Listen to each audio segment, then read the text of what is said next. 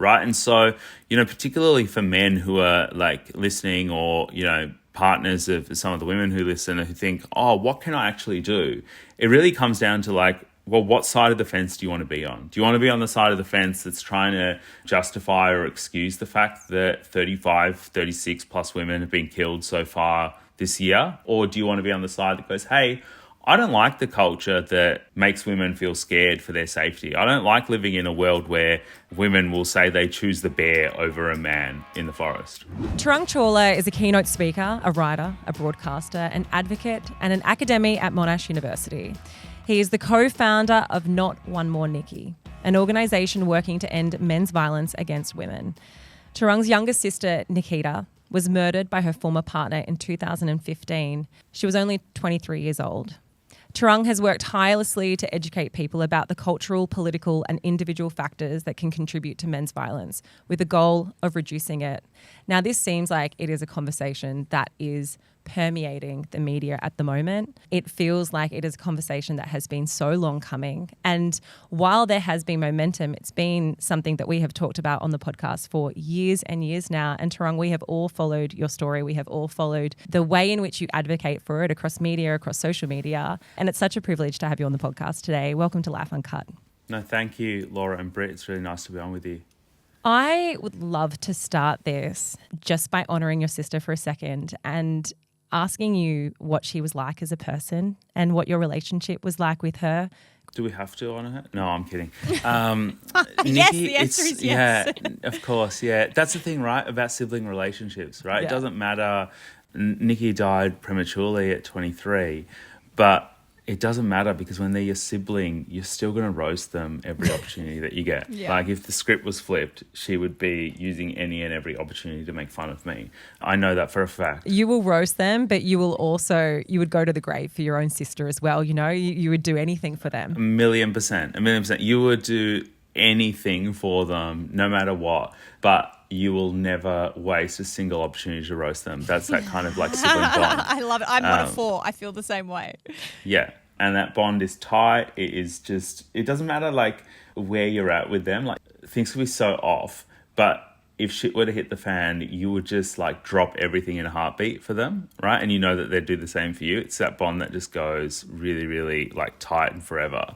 But growing up, Nikki was kind, right? Like genuinely kind. She was probably one of, if not the most kind people that I ever knew. She was so kind at times it was annoying, right? Like she, you know how we talk about being empathetic for other people? She actually put that into practice, right? Where she would really be able to see things from another person's point of view and put herself in their shoes to see like how they were feeling. And with it came this generosity of spirit that she would do things for people, even sometimes I think at her own expense or at her own detriment. Like she just, in a way, she filled her cup, her emotional cup by looking out for others, right? Which I think is such a beautiful quality and a beautiful trait. I know that like growing up, she experienced a lot of hardship, you know. She struggled with body image issues. She struggled with the way people perceived, you know, we're from an Indian background and some of the racism that she experienced. She really struggled with a lot of that. She like, as opposed to me, who I had a bit more of like a fighting spirit where if someone was to make fun of me, I'd be like, no, like, and I'd throw it back at them. Whereas she'd internalize a lot of it, right? It would really, really get to her and really hurt her. But I think one of the things about Nikki that I loved is that she always saw the good in other people to a fault, right? Even with the man who killed my sister, I think that she even saw good in him. And I can't fathom that, you know, like I can't fathom for listeners if they're hearing that, like how could you think positively of someone who can do something so horrible? But the type of person my sister was like, you know, what we're taught in primary school about turning the other cheek, all that kind of stuff. Like she was so kind to a fault. And it's something that I've seen like for all of the women, you know, that are killed by men. Generally speaking, everyone around them will describe them as like the light of their life or kind to a fault because they genuinely are. Yeah. You know, they see the good in other people. And I don't think that's a fault. That's not their problem, right? It's always the problem of the person who takes their life or harms them. But the one commonality that I've always seen is just how kind and loving these people are. And my sister, Nikki, was no exception. Did you see it in him? You say that she saw the kindness and she was able to see things in him that she still loved. Did you see the perpetrator in him? Could you tell the type of person that he was? It's such a good question, Laura, because I didn't like him. My parents didn't like him. And they had their reasons. And in the most cruel of ways, they were proven 100% right. The problem is none of us expected what he was capable of was murder. Yeah. No one does, right? No one does with coercive, controlling behaviours and jealousy and possessiveness. And every woman's got an example of an ex who was vengeful or didn't take rejection well, right? Yet no man has any friends who's ever not taken rejection well. And it's like the maths ain't mathing, guys. Like that's not adding up, that if she's split up with you or things have gone pear-shaped or you're not together anymore, that you have a right to like control her or to check up on her phone or to spread images about her, you know, to others to try to shame her. Like all of that stuff. We didn't really expect that he was capable of something that horrible, but we had doubts. Of course we had doubts, you know. It was the kind of stuff that's unspoken and unseen that you just have a feeling about someone sometimes. You just know like, hey, they don't have their best interests at heart. And it was drawn from actual life. It was drawn from things that were happening in real time. So for example, Nikki became increasingly isolated from her friends and her social groups and the things that she loved most, theatre and performing arts. She grew more isolated from her family. She had such a close relationship with my parents and also with me. You know, like when you're teenagers, you kind of drift a little bit, but then once you hit late teens, early 20s, things, you know, you go back to normal. And so we were tight until it felt like, hey, like, you're not putting as much of an effort in. Is everything all right? But I never assumed it was because she had someone next to her that was like watching her every movement, controlling where she spent money, who she saw, when, for how long, monitoring her phone, kind of like keeping her, you know, trapped in a way and always second guessing herself to the point where she was just never feeling like free. So were they some of the other issues that were happening at the time? Financial control, you know, was he controlling her money, telling her what she can and can't spend? And having said that, did you know that at the time, or is that something that you found out in hindsight? Oh, for sure. Britt, that was 100% what was happening. And the cruelty of it was that she was also earning more money. And so it was like, dude, what right do you have to tell a young, independent, ambitious woman how to be spending her money, right? Like, it wasn't like they had kids together and it was like him going, oh, no, I think we should probably save for something important. It wasn't like that at all. It was like him monitoring and controlling how much she spent. At one point, I think I had an inkling. There was a time where I think some of my parents' money went missing, like $2,000 or something, which... I mean, it's a lot of money, but it's also like not a heap of money in the same sentence where it's just like, you know, it's tricky. It's just like, oh, how is this missing, right? Yeah, did we have that or did we misplace? Did we spend that or not? Like it's enough that it could almost go unseen in some families. Yeah. Or just in the sense of like when my parents would, you know, this is like 10 plus years ago, right? So when you'd travel, it was like you'd have like a little wad of cash. So I think it was like an envelope mum kept at home in case you ever had to make like a quick trip. So it was like something in a drawer somewhere where she's like, oh, maybe I took it out and I spent it, you know, at Chatty or something. But I don't know. Like, yeah, I always had a feeling, but in the cruelest of ways, everything on the 9th of January 2015, which is when he killed my sister, everything was kind of proven right. And not in a way where we could like go to court and prove you did this, you did that. But we knew enough of what was going on, right? Which is why some of the conversation around coercive controlling behaviours is so important, because it's like these men don't wake up one day and just become murderers, right? There's a pattern of behaviour that's sort of escalating over time where, you know, over weeks, months, or often years, right? And particularly after separation, or where like a woman will stick up for herself, where she'll really put her foot down, be like, no more, that it can potentially and often does get violent. You know, like that's happened for like 30 plus families this year. And unless we have like widespread cultural change and real like work and investment from government, it's not going to change. I do, if you're happy to, want to talk about what happened on that day in 2015, the situation surrounding it. I think it's really important. And I would also love if you could share a little bit about if you know the reasoning for that day. Was Nikki also trying to leave at that time? Yeah, Nikki was trying to leave. He'd got back from overseas like 2 or 3 days prior, if that. And Nikki had decided when he was away that she was going to leave. And she tried to tell him, and this is what happened. And so, like, when people say, oh, why didn't she leave? Often women are trying to. Like, they're literally doing the thing that you're suggesting. And look what happened to them. And even if they don't leave, right, women have their reasons. Sometimes it's to protect children. Sometimes it's to protect other loved ones. Other times it's just to protect themselves because they have a feeling about what this man is capable of. He may have like choked her before or sexually abused or assaulted her, you know, because rape can occur in relationships. People don't often think about that. They think of it happening from like strangers or like new acquaintances or whatever, but it happens in relationships as well. And that's something where the law's really been slow to kind of catch up on, right? Whereas women all across the country and all across the world are like, hey, this is happening to me.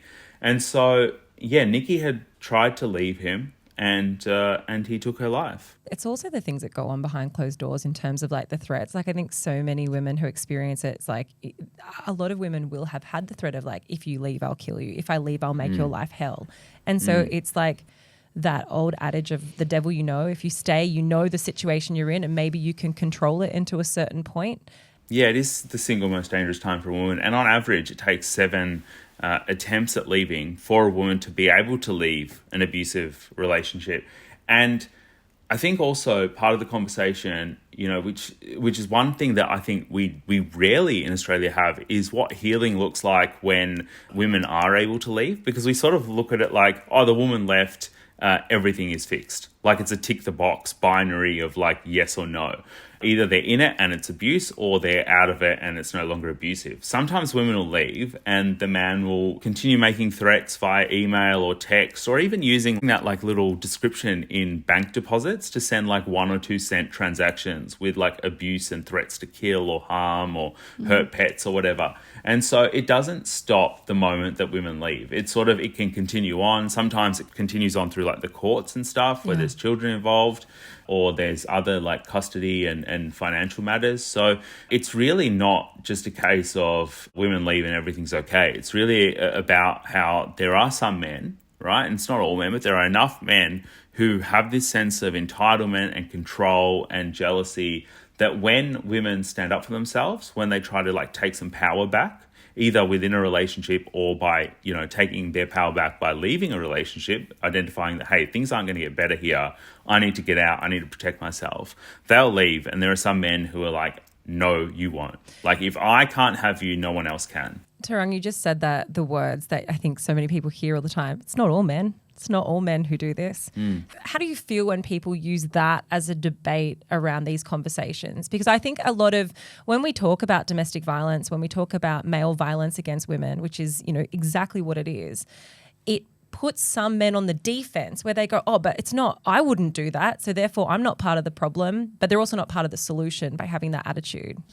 Yeah, it's a really tricky one. I think that part of it is actually meeting anyone, but especially these individuals where they're at, right? And I say individuals purposefully because it's not always men that use that expression, right? I've met in almost 10 years now enough women that have said that as well, that it's kind of concerned me, right? Enough mums of sons and boys and whatever that are like, well, not all men do this. My Jamie definitely wouldn't do this, for example. And it's like, good. I hope that's true, right? I hope that not only he's been raised in a way that he would never do that, but also that he's surrounded by people who would never let him get to that point, that if they saw something in him, they'd try to help him, right? And so part of it in terms of meeting people where they're at is identifying that, yeah, not all men do commit acts of violence, and not all men who are displaying jealous or possessive or controlling behaviours are going to go on to rape or murder women, right?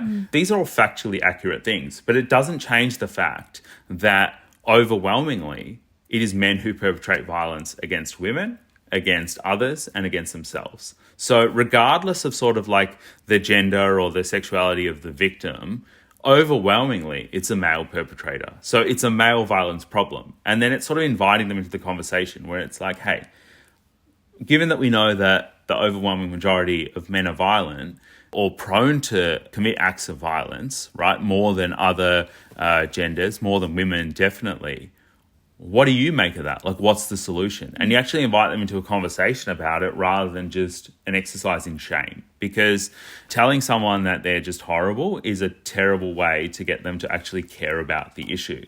It's a shame at times that we have to pander to that extent, but also the stakes are too high, right? And so, particularly for men who are like listening or, partners of some of the women who listen who think, oh, what can I actually do?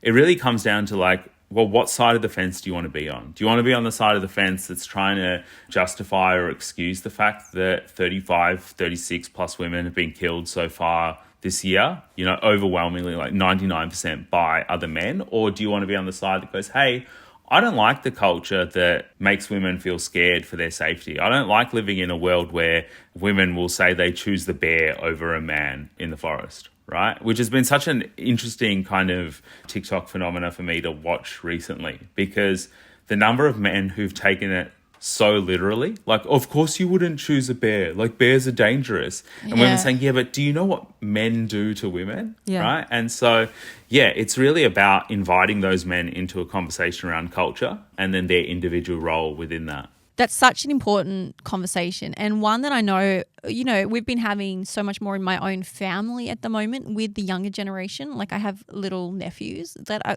quite young. I'm talking 5, 6, 7 years old. And I overheard my dad having a conversation to him 2 weeks ago because he was having a fight with his sister, a sibling fight, and he sort of just like punched her in the arm, as a 5-year-old does when they're learning.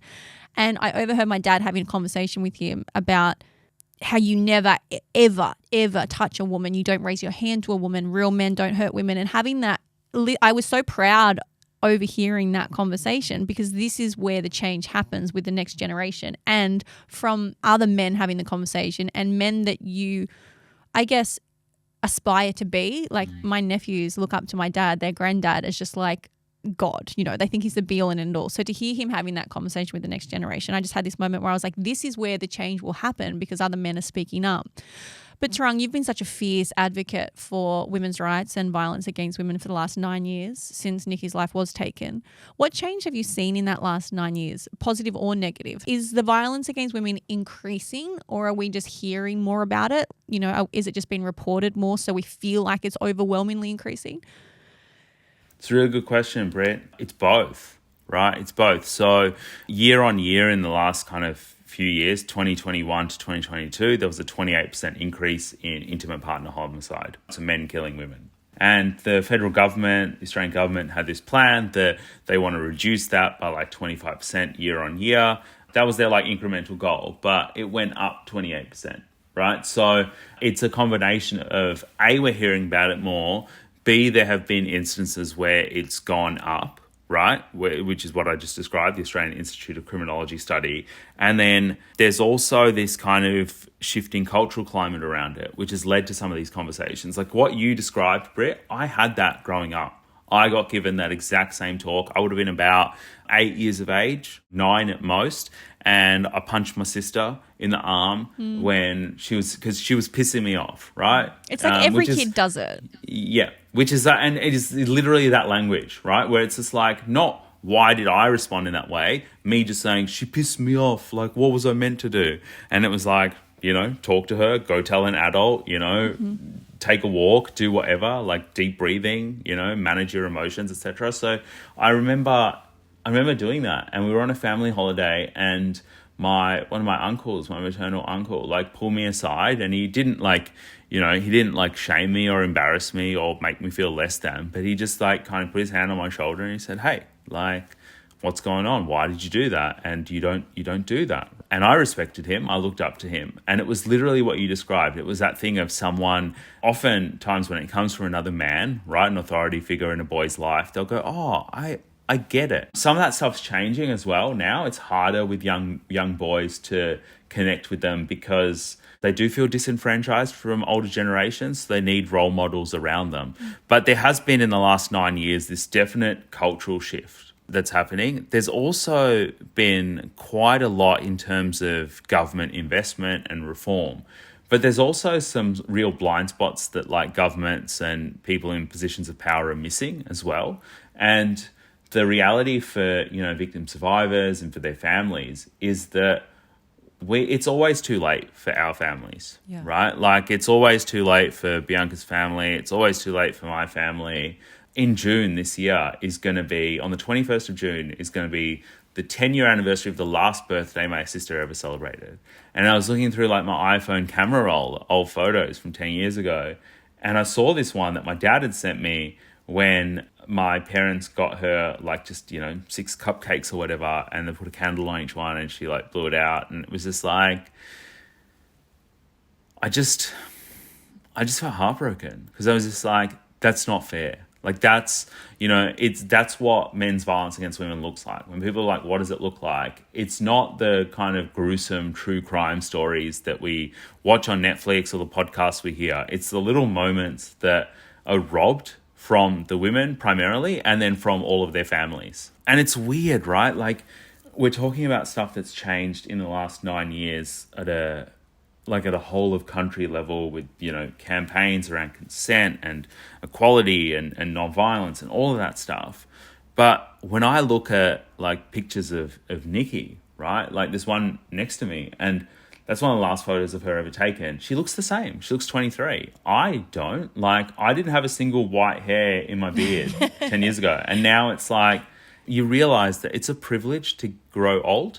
Like it's a privilege really to actually to actually think about like, oh, what am I going to do with this fine line or wrinkle? It's actually a privilege to have that. The cruelty is when it comes to men's violence against women is it shouldn't be. It shouldn't be a privilege. It should be every woman's right in Australia and across the world to not be exposed to the harms of male violence. We talk about like how things are changing over the last 10 years, and something that has changed is social media for the good, but also for the bad. You have the ability now to spread your word on a platform and advocate for something way more widely than what you may have been able to do 10 years ago. But on the flip side to that, there's people like your Andrew Tates who are also able to spread their messaging and garner huge popularity. I guess in terms of advocating, but also in terms of the damage that social media can do you think that this is also partly a reason as to how men who perpetrate this type of violence or men who behave in these sorts of ways are validated in doing so because they find people who have similar beliefs, similar values? In a way. So in a way, I think that's definitely a huge contributor. I think back to sort of like the last 9 years and what's changed. My advocacy started through social media and grassroots work. And one of the reasons that my work started in that way was because there was no platform available. Like particularly like, being a person of colour in Australia, like the Australian media has grown exponentially in terms of inclusivity and representation in the last 10 years. It's still pretty bad. Like, there aren't, women struggle to get in media, women of colour especially, totally. People of colour generally, they're not afforded opportunities. And so for me, it was like this horrible thing has just happened to my sister and I wanted to scream from the rooftops, but no one was listening, right? No one seemed to care. So one day, not that anyone uses Facebook anymore, I doubt, but like one day I opened up my like MacBook and was like, and I started writing something and sort of overwhelmed by the response, and it sort of grew from there. And it's really strange and interesting because in the last 10 years, there's been these parallel movements. One has been primarily women and their allies and their families and loved ones who are screaming to be heard and to be seen. And the other is these not all men types, right? And some of them who are drawn to figures like Andrew Tate or Jordan Peterson or whoever. And part of it is what you said, I think. Part of it is that there are some men who find validation in their own views being represented and heard. But I think that's the minority. I think for a lot of young boys, it's not validation for their views that they find so much as validation for their existence, right? They feel socially isolated. They feel not listened to. They see the girls around them being cared about and they feel rejected. They feel alone, and they feel like, hey, no one cares about me. And they also feel that sense of defensiveness of, but I haven't done anything wrong, right? And so that's where I think it's really important to have a conversation when it comes to young boys and it comes to social media. We have to have empathy for the individual experience of being a boy or a man, right? To acknowledge that, for men who do think that, oh, not all men are violent, to have empathy for the fact that their life experience of being a man could be really difficult, right? They could be doing everything they possibly can, but we cannot have empathy for the structural advantages that being a man offers. At a society level, you don't get shat on for being a bloke, right? In Australia, especially if you're good at sport or whatever, like you get handed out like opportunities. And so I think we really got to kind of navigate that fine line with individuals. You said something really interesting early on. We were talking about male violence against women, but you said men are the perpetrators of violence against everyone, but also against themselves. Some of the highest rates of suicide are in men. And it makes you ask the question, like, where does this hatred come from? Where does this violence come from? Like, what do you perceive as being the root cause for such an extreme outcome? It's a really good question, Laura, because there isn't a single one thing. There's no like panacea that's like, hey, if we tackle this one thing, it'll go away. So in the last kind of few months, there's been conversations shifting around the role of different types of prevention. And so some have said, hey, we need to look at alcohol and gambling, right? Reform in Australia, because where that exists, there's also higher propensity for violence. There's others saying that, hey, we need to work towards greater gender equality, because when there's greater gender equality, there's less violence, right? There's others who say we need to address the norms and cultures and practices around men and masculinities. And they're all true, right? They're all kind of contributing, right? But at its core, one of the things that seems true about so many of the men that perpetrate violence unto themselves or others is that they're pretty deeply unhappy, right? Like we talk about mental illness sometimes. It's not that they're mentally ill, and we can never use mental illness as a reason to absolve or to like let anyone get away with a horrible act, right? Because plenty of mentally ill women don't murder their families, right? They don't. Like it just does not happen, right? But they're not mentally well, right? They're not like, because someone who's sound of mind doesn't, for example, as happened recently, murder their whole family and then themselves. It just doesn't happen to people that are well adjusted and normal. So these men are slipping through the cracks. They're isolated. We're missing the warning signs. And sometimes, really tragically, we're not even missing the warning signs. So, for example, when men are on bail for domestic violence-related offences and then they go and find their ex and then murder them, right? It's like, hang on a minute. We knew that he was high risk. He's already in the court system. He's got AVOs and IVOs and all these pieces of paper against him. He's constantly getting checked up on by police. But what are we doing about it? Absolutely nothing. So, yeah, unless that changes, nothing will. Tarang, I think that's a really interesting point that you just made. And recently we spoke to Bianca Unwin, whose sister was murdered, and by her partner. And she spoke about the fact that intimate partner violence doesn't seem to have the same punitive justice as opposed to a stranger walking down the street and murdering someone. Yeah, the same thing holds true sort of across Australia, that in terms of, and largely across the world, in terms of how men's violence against women is seen by institutions, by the court, by media, by society. When a man kills a woman that was known to him, either like they're currently in a relationship or she left 3 or 6 months ago, whatever, we're hardwired because we've learned this behavior. We've learned this kind of social conditioning that has prompted us to ask, well, what did she do to bring it on herself, right? We don't do that in the same way when men perpetrate violence on strangers, right? We do it if the victim is a woman, but if the victim is another man in public, we don't look at it that way, because that's what we've been socially conditioned to do. We've been socially conditioned to absolve men of their responsibility while simultaneously subjugating and putting down women, right? Putting down their freedom and their independence. So that happens across the board. And We see it play out in courtrooms. There used to be this defense called provocation. For example, when a woman would leave a man, if he took her life, he could say that he was provoked, right? And then he'd get a lesser sentence. Now that's... It's wild. Thankfully, yeah, it's wild. Thankfully, it's no longer in law in Victoria or other parts of Australia. But it still plays out in courtrooms. And lawyers will say it, right? Lawyers will say things kind of tantamount to that. They'll sort of try to get away with it. I think, when it comes to sentencing is tricky at the best of times. Sentencing for murder or for serious violent crime is an impossible task. And thinking purely objectively, right, as someone who trained as a lawyer and no longer work as one, what do you do, right? What do you, if I try to think of, from a judge, what do you do when someone has taken the life of someone else, they show no remorse or limited remorse? What's appropriate? So, for example, my sister was 23 when she was killed. What's appropriate, right? There are people who say to me, well, he should be hanged or he should get the death penalty.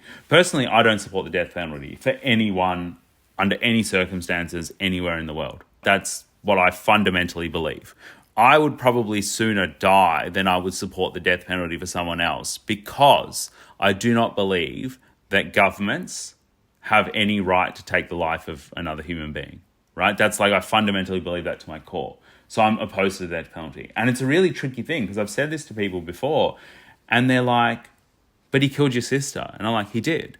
But I would never want to stoop to that level. And it's not me doing it, right? The thing about criminal trials is, and the reason the system is so fucked, is because it's not us as a family that's bringing the charges against him. It's the state, right? It's like New South Wales or Victoria versus the killer. It's the state that brings the charge against them and then finds them guilty. And so I would never want to give the state that amount of power.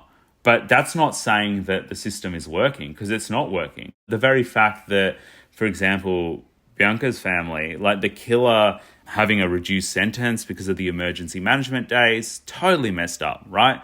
My family's going through something similar at the moment, where we're trying to figure out what's going to happen with Niki's killer. He was sentenced to a 17-year non-parole period and an overall sentence of 22 years. It just seems so low. It seems so low for taking someone's life. And the fact that we know that people that offend once are likely to reoffend, you're still letting this person out knowing there's a high chance that they're going to reoffend. Yeah, there's always that risk. One of the things that I think in a way helps me sleep at night is actually the judge's comments in the case against Niki's murderer. Because what happened was Niki was so beloved that the court was always full, right? There were people kind of outside. We'd post on socials that, hey, there's a court hearing coming up. Please come if you knew Niki or you're able to support. And I remember going to court on certain days and the judge, they'd walk in, and courts are so formal, right? They've got their wigs on and everything, and the judge would walk in and everyone would be like, all rise. The judge walks in, and the judge, as he's sitting down, would look up and see the gallery, and it was overflowing, people outside the door. And he kind of, I think, in a way felt this sense of responsibility and this weight. They're people are watching. And one of the things that the judge said was, in his sentencing, he addressed, they call him prisoner, right? He addressed the prisoner, and he was like, nothing Nikita Chawla did in any way whatsoever contributed to what you chose to do to her. And that's the kind of thing that helps me sleep at night, because that is a statement that tells provocation to go fuck itself. That is a statement that takes everything his defense lawyer said and says, nah, that's bullshit. I'm not buying it, right? And it says it in such an articulate, educated way and in such a short way, where it's nothing she did contributed. So it's dude, you can say anything you want, oh, she made me do it, or she did. Nah, you decided to take an innocent woman's life. That's on you, right? And so for me, it's if he got 50 years or he got 70 years or he got a life sentence or he got 5, it was a way of validating that Niki wasn't at fault, because there's so much victim blaming. When Niki was murdered, the number of people that blamed my sister, they blamed my parents, they blamed me. So few were hang on, what about the guy that decided to pick up a meat cleaver and butcher a woman to death by stabbing her no fewer than 35 times, right? Waking her up while she was sleeping and then like hacking her away. So much so that there was like nothing left of her. When I had to go to the court and identify her body, there was nothing for me to look at. They were like, is that her? And I'm like, I guess. Like, how am I meant to tell? So it's like, so that those words by the judge were so powerful, you know, and for families that are going through this, if ever there's like a guide for judges on what to say, it's that. It's like, say the right thing at least. You know, because they can't often go and put a higher sentence because it'll get appealed. And so sometimes they're quite strategic. Like they'll go the very upper end of what they're allowed to go based on like the range in law. And that way it's watertight, like it can't be appealed against. Because sometimes when they go higher, the defense will appeal and then it'll be reduced. You know, and that's that's another 2 years for the family of uncertainty and pain and trauma. But does that mean we need to lobby against change of the law then so that they can be sentenced to a higher charge without it being appealed immediately? Because her killer is now, correct me if I'm wrong, he's over halfway through his sentence. Yeah, he's halfway through his non-parole, more than halfway. Yeah, I remember it was sort of like August last year where it was more than halfway through his non-parole. I don't even know how I remember it. Like I didn't have it written down or anything, but I just was like one day doing the maths in my head. And I mean, it could be like a slightly spectrum thing, but I was just like, and I was like, and then I was like, oh, okay, that's wow. And it made me reflect because it was like, wow, like sometimes it feels like yesterday. Other times it feels like, you know, it feels like a decade. Other times it feels like someone else's life. Yeah. Like I'm watching a movie of someone else's life and it's all three. And sometimes it's all three in one day. And so, yeah, definitely, Britt, there has to be like law reform. But the thing about law reform is that it's always after the fact. We're dealing with the problem after someone has been killed or been violated, you know. So a woman that's been like a victim of sexual violence, she will heal in her own way. She will go on to fight and have resilience and live like the best life that she possibly could. But she should never have been harmed in the first place. And that's why I think prevention is so crucial, right? Prevention is so important because we're not trying to fix things after they're broken. Law reform is always trying to fix something after it's broken. It's always ugly and it's always unfair and you can never get it right. Like you can never, that's the thing. What do you do with someone who's killed another person? Like what's the right or fair or just response? You could ask 10 people and get 11 answers and all of them will be correct. Well, it's also that big debate as to whether prison sentencing is around punishment or rehabilitation, and people have such varied views on that as well. But I mean, we've spoken a little bit around the way in which the court system and the way in which the language within the court system can be geared towards supporting the perpetrator. But you recently, and you spoke about it so well on your Instagram, and it's something that you touched on with Narelda Jacobs, and that is around how the media talk about the perpetrators, how the media often will, and especially the way you described it was like middle-class men who get described as like loving husbands or people who will talk about their accolades at work or the things that they've achieved. Why do you think that this is something that the media does? And it seems so obvious from the outset, but why is this the place that we go to when we're talking about these men? How honest do you want me to be? Very honest. So right. honest. Yeah. Okay. Yeah. All right. Well, because I said middle-class white men, and there's a reason. For anyone listening who's like, he's pulling the race card or he's doing this, I want you to take a second to like listen, because I'm not pulling any card or anything. What I'm trying to do is get us, all of us, myself included, and the media to hold a mirror up to ourselves and to society. And that is that there are types of men in Australia who get off scot-free, right? And those types of men tend to be middle-class white blokes who look like, by society's measure, that they're doing everything right. You know, so it is not an accident that when a male perpetrator of violence happens to be what appears to be a middle-class white man, that he's always seen as being a lone actor, right? Whereas someone who might look like me or a brown dude or whatever is immediately potentially a terrorist, right? Or politically motivated. It doesn't happen by accident. It happens because of how the media has talked about it for so long that so many of us just think, oh, that's normal, And so the way that it happens in domestic abuse and family violence settings is a man will kill his partner, kill their children, or kill himself, or some combination of the above. And the media will go to great pains to go, oh, but he was a good dad, or he was, an aspiring footballer. Even when the very tragic incident happened at Bondi, right, Westfield Bondi, which we're still reeling from, right? Like, the news has moved on to cover other things, but in conversations with women that I know, they're like, I don't know if I want to go back to that shopping centre anytime soon. I mean, I live in Bondi and I still haven't been back, so I completely empathise with that feeling. Yeah, rightfully scared. It's statistically unlikely, but the thing about fear is that it doesn't follow like, just a clear graph, right? But the media does this because they don't want to reckon with this fact that if they acknowledge the overwhelming perpetrators of family violence in Australia, that they'll have to do some pretty hard reforms at a legal and institutional level. The way that society functions, the way that it looks, won't look the same. It involves a rethinking of who has power and where it's distributed, right? And a lot of it will go to women, a lot of it will go to people of colour, and that'll change fundamentally the way that society is shaped, right? Like, you look at every institution, you look at parliament, you look at politics, you look at CEOs of big organisations, they're almost always a certain type of man. And if you have men who look a lot like them being seen as overwhelmingly the perpetrators of violence, and you stop looking at it as like isolated instances where there was someone who's like a good man, or in the case of Bondi, this man who killed so many women, being called an aspiring school teacher.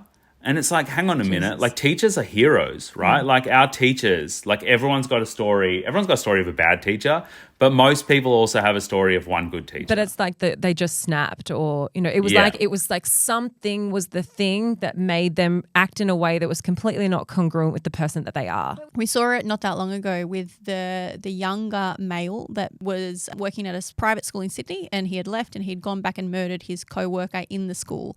And the letter that the principal put out talking about how shocked they were, how great of a student he was when he was there, like, just all these accolades of how wonderful he was, and that this is a great loss. So I can't even remember what he said, but I remember the anger I felt. That letter should have said he murdered our co-worker, and then the letter should have been about how great she was and how wrong that was, not to have propped him up to the highest level because he went to a private school. He was a white boy that went to a private school.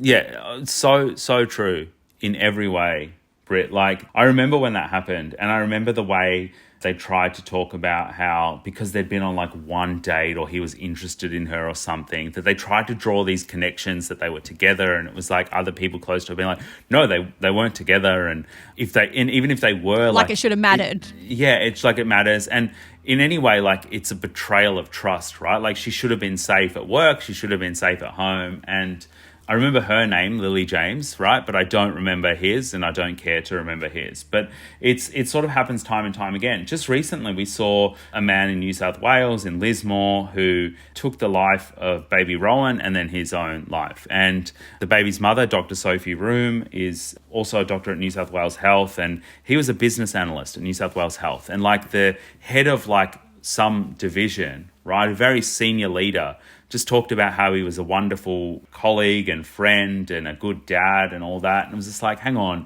good dads aren't the one that are murdering their kids or their partners. And I think that it really comes down to how we talk about it in the media. And in the media, when it's a certain type of man, generally a middle-class white man, particularly if they're good at sport, right? When Hannah Clark was killed and alongside her 3 children, Rowan Baxter was, referred to because of his ability to kick a ball really well. And it's like, yeah, that matters when they're not harming other people, right? Then we can talk about it. But otherwise, it's the smallest of footnotes in their life. Like, how is that the headline after they've incinerated their whole family, that they were good at footy, right? And we'll go to great pains to do that. And I think that some people get really defensive when they hear that, which is why I said before, like, don't be offended, because it's not an attack. It's not saying that, like, it's bad. Like, if you're a middle-class white dude or you're middle-class anyone, it's not your fault. Like, that's not a bad thing. That's like the aspiration for everyone, is to be well off and to do well. But we have a media that doesn't want to show when certain types of people are committing certain acts because it doesn't fit the narrative. It doesn't allow society to keep going the way that it is. And the way that society's going is women are dispensable. I mean, even the way that we frame killings in certain contexts, because we're of Indian origin, there are people who will potentially think like, hey, what's an honor killing, what's not? And it's a really interesting question to me because when I really think about it, a man in the West, right, like conventional, stereotypical white Aussie family, she breaks up with him and then he takes her life and then maybe his own, or he takes her life and the kids, whatever. He's doing that as an act of what he perceives to be honor as well. That if I can't have you, no one else can. But if they're a Muslim family, they might go, oh, they have honor killings. It's an over there problem. But we'll never go in Australia, hang on a minute, we have a problem in Australia with Australian men who, enough of them think that violence is the answer as a way to protect their ego, as a way to deal with shame, as a way to handle rejection, or a way to have power and control over another person. And so the real challenge, I think, for us is reframing how we teach boys to think about rejection and how we teach them to think about their place in the world, and also think about the place of women and girls in the world. The fact that women and girls are getting more opportunities than ever before is not because men are missing out or boys are missing out. It's because for so long, we've not looked at women as equals, and now we're trying to encourage them to see that. And that's actually a beautiful thing. That's not actually that they're missing out on anything. That's them getting so many more opportunities to learn from girls and women in their life. So I think it's a real positive, and trying to support them to change that. And that's where I think the media plays a role. But unfortunately, they just get it wrong. Like every week they get it wrong. Every headline, it seems like. We've been speaking so much about it, and not just us, but like everyone is speaking about it now. It feels like this is a real time for momentum in the public eye around conversations about domestic violence, about men's violence.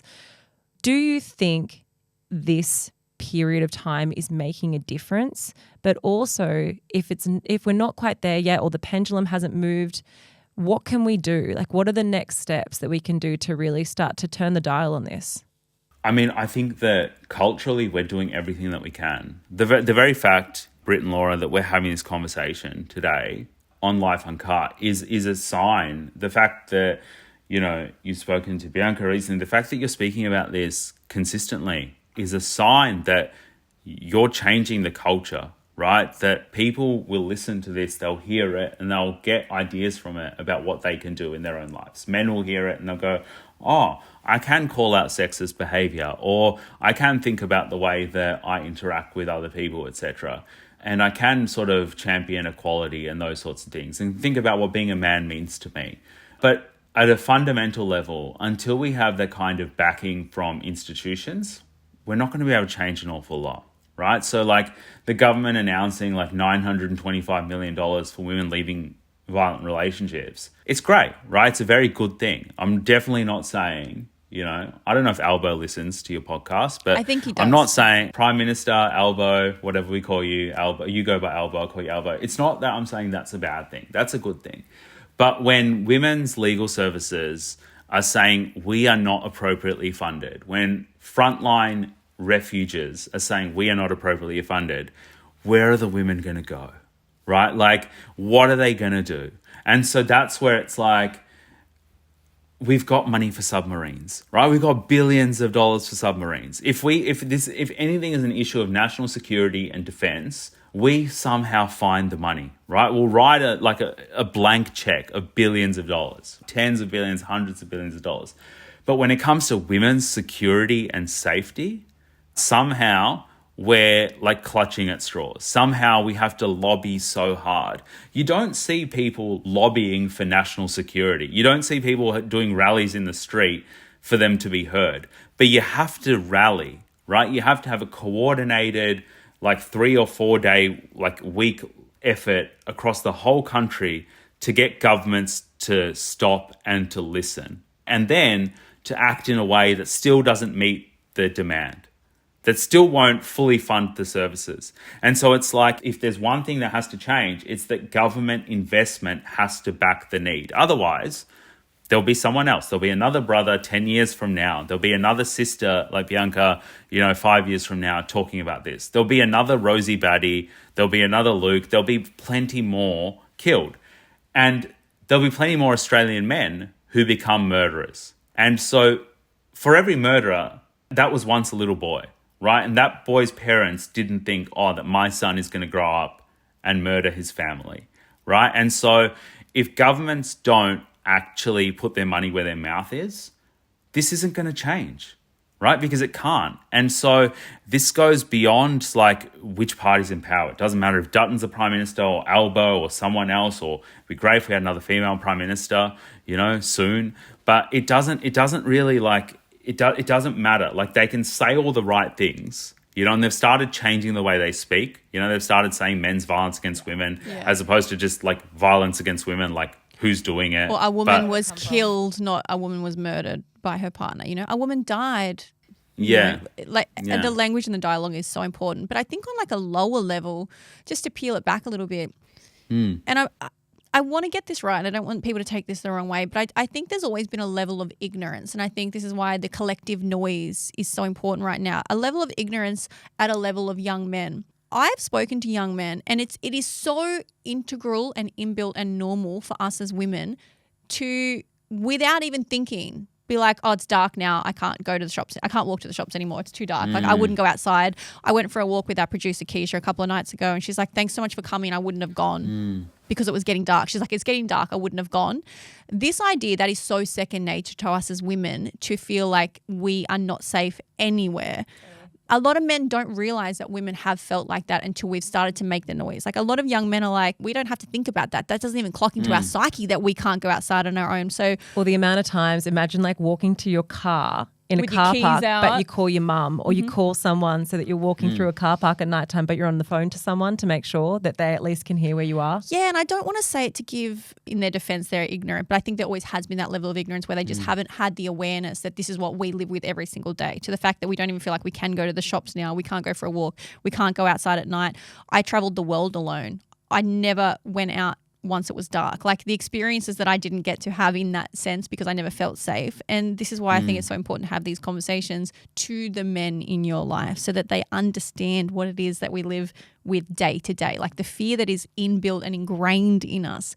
Then once they have that understanding, you hope that they continue the conversation, because women are doing what we can. And I'm not putting the blame on the men in any capacity wholeheartedly. Like there's a lot of other levels, government levels, like you just said. But I think, and I'd love to know what you think, the fundamental change needs to happen from men having these conversations with other men. Yeah, definitely. And you know what? Like for those that are like, well, I wouldn't do it, so why should I be talking about it? You are specifically the people that should be talking about it, right? It is a whole of society issue. Now, that is not to say that whole of society is going to be the ones who are solving the individual cases, but when we change the way that we frame things by talking about them differently, so the more young men who become aware of the lack of safety for women by virtue of other men's behavior, the more men educate themselves about how they can and should act in situations in order to not increase a woman's sense of fear or her risk of safety. Because as you rightfully put, women are doing everything they can, like women walking with their keys in between their hand, or like you were saying, Laura, about having someone on the phone, right? And just stay with me. You don't even have to say anything, right? There are so many men who just it wouldn't clock to them that women that they know do that. Sometimes it doesn't clock to them that their own partners are doing that behavior, when they're out, for a girls' night or whatever. That's the norm for them, because they've never had to. And from that awareness comes the opportunity to change attitudes, right? So for those men who were ignorant but then find out, it doesn't stop there. It's not a case of well, I just know now, therefore I'm one of the good ones. It's like having a conversation with the men in your life around that culture. There's a whole cultural issue at play here with how men at large are taught to view women, right? I posted on socials recently this picture which was the 4 horsemen that made women choose the bear. And one of them was that guy, Taylor Swift's boyfriend's teammate, right? Harrison, who did that, who did that commencement speech. And I've had people flooding my DMs with like, what does that have to do with women's safety? Or how is that relevant? You know, he's not as bad as Harvey Weinstein. And I was like, no, I'm not. I'm not saying he's as bad as Harvey Weinstein or Diddy or Andrew Tate. That's not what I'm saying. What I'm saying is that he's speaking about women, right, in a way that perpetuates a culture where women don't have freedom, right? Housewives don't have economic freedom. They are tied to their husbands or the men in their lives in order to be able to eat, in order to be able to survive, right? And they're the conditions in which control becomes possible. They're the conditions in which women's safety can be compromised. It's not just if you're the one raping women or in human trafficking, like, you know, Diddy is alleged to have done, that you're just bad. It's varying degrees of behavior, not to call it good or bad or anything, but varying degrees of behavior that like normalize a culture where women are still seen as less than. What's the day-to-day things as well? Like walking down the street and a bunch of men think it's cool to like wolf whistle at a woman. They think, oh, she's hot. You know, like it's letting her know she's hot. It's building her confidence. It's not. It's making us feel more afraid. It's making us feel uncomfortable. It makes you feel like, okay, am I in a safe environment? Like if they feel comfortable to yell at me, I feel uncomfortable now. I'm on my own. These day-to-day things are things that men can change, that they have no idea. I assume a lot of these men have no idea that this is perpetuating the problem. Yeah, and just that idea that like, dude, she's not doing that for you. And even if she's doing it for others and you might be one of the people, like she's just walking down the street. You are then going into her space, right? By yelling out at her or doing whatever. Even if you think it's complimentary, you are inserting yourself into her life. Right? She didn't ask you like, hey, what do you think of my outfit? And then you're like, oh no, you look amazing or whatever. That was unsolicited, unwarranted, unasked for. It's also creates a situation where that person will have a reaction. And usually that reaction's adverse. It's like piss off. And then they're made out to be the like, oh, you can't take a joke or you can't take a compliment. Or it really is a system that feeds into itself when you think like that there's no reaction from a female in that situation that is the correct one. If she turns around and goes, oh, thank you so much, like then she's asking for advances or being agreeable to it. And if you respond negatively, you are unlikable, you're difficult. And so women can't win in that situation. Totally. It's either respond favorably or put your head down and get out of that situation as quickly as possible. And in both of those scenarios, the onus is on women to change their behavior, not the men who are engaging in it. And that's what's wrong. That's fundamentally what's wrong with the script, is that men get away with that type of behavior time and time again. Tarang, thank you so much for your time. Thank you for sharing everything about your story, but also you know so much on this topic. You're so well versed and we're so grateful for you coming on the podcast and sharing everything with us. And just for being such a fierce advocate for women and being such a role model for other men. We're going to put all of Tarang's links to social media in the show notes, and your organisation, Not One More Niki, we're going to put that in there as well. So I genuinely thank you for doing what you're doing, because it's something that you chose to do from a situation you were given, but you didn't choose the situation. And I only imagine it's the toll it would take on you to constantly be wanting to fight for Niki and for change, but also just the emotional stress that you must feel. So yeah, genuinely from us, thank you so much for doing what you're doing. No, thank you so much, Britt and Laura, for having me on. And thank you to your producer, Keisha, as well. And I think, you know, one of the things just in closing I want to say is that, like, part of, you know, what I do is often, you know, people will say, like, that it's advocating for women. But at its core, it's also advocating for boys and men, right? It's advocating for a world, like, or at least in Australia, that looks different for boys and men. Like, I don't want these statistics, because the men who are doing this, their lives are not happy or good. They're hurting others and they're hurting themselves. So it's really a whole of society thing. And I'm so grateful that you both use your platform to actually allow space for these open conversations. And I've really enjoyed getting to talk to you. So thank you.